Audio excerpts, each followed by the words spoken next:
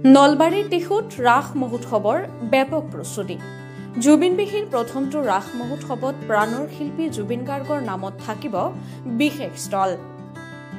ৰাজ্যজুৰি এতিয়া শ্ৰীকৃষ্ণৰ ৰাস মহোৎসৱৰ ব্যাপক প্ৰস্তুতি। নলবাৰী জিলাৰ টিহুত 11 দিনীয়া বৰ্ণাঢ্য কাৰ্যসূচীৰে 5 নৱেম্বৰৰ পৰা 15 নৱেম্বৰলৈ উদযাপন কৰিব ৰাস মহোৎসৱ। 73 সংখ্যক টিহু বাৰোৱাৰী ৰাস মহোৎসৱৰ বিশেষ আকৰ্ষণ হ'ব বৈদ্যুতিক আলোকসজ্জাৰে তৈয়াৰ কৰা টিহু নদীত এখন বৃহৎ আকাৰৰ ব্ৰিজ আৰু অপাৰেশ্যন সিন্দুৰৰ নামত ষ্টল। ইয়াই নহয়, প্ৰাণৰ শিল্পী হিয়াৰ আমঠু জুবিন গাৰ্গৰ নামত থাকিব সাংস্কৃতিক অনুষ্ঠান। জুবিন গাৰ্গৰ গানেৰে জনোৱা হ'ব শ্ৰদ্ধাঞ্জলি অনুষ্ঠান। সৰগত আজি কম সভা হৈছেনে নামেৰে থাকিব জুবিন গাৰ্গৰ বিশেষ ষ্টল। ইতিমধ্যে মৃৎশিল্পীসকলে শ্ৰীকৃষ্ণৰ মৃন্ময় মূৰ্তি নিৰ্মাণ কৰি থকা পৰিলক্ষিত হৈছে। আনফালে ৰভা মঞ্চকে ধৰি ৰাসৰ সকলো প্ৰস্তুতি অৱশ্যে সম্পূৰ্ণ হোৱাৰ পথত পৰিলক্ষিত হৈছে।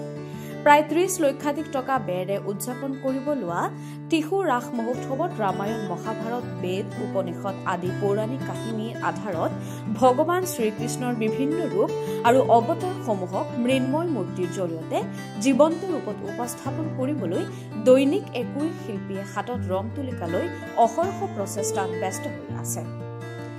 ৰাস মহোৎসৱৰ প্ৰতিটো দিনত লক্ষাধিক লোকৰ সমাগম হ'ব আৰু বিভিন্ন জাতি জনগোষ্ঠীৰ মিলন ভূমিত পৰিণত হ'ব ৰাস মহোৎসৱস্থলী।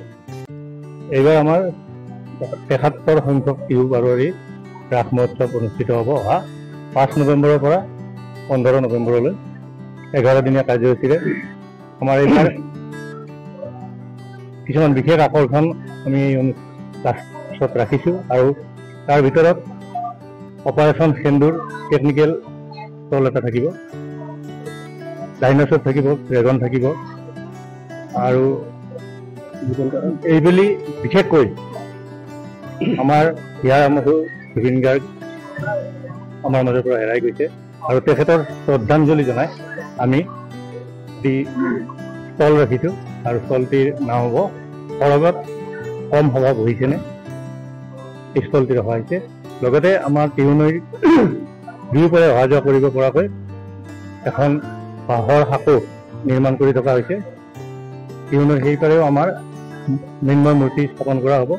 লগতে বিভিন্ন সাংস্কৃতিক অনুষ্ঠান প্ৰতিদিনেই ৰখা হৈছে আৰু এই প্ৰতিটো সাংস্কৃতিক অনুষ্ঠান জুবিন গাৰ্গৰ শ্ৰদ্ধা জনাই অনুষ্ঠিত কৰা হ'ব।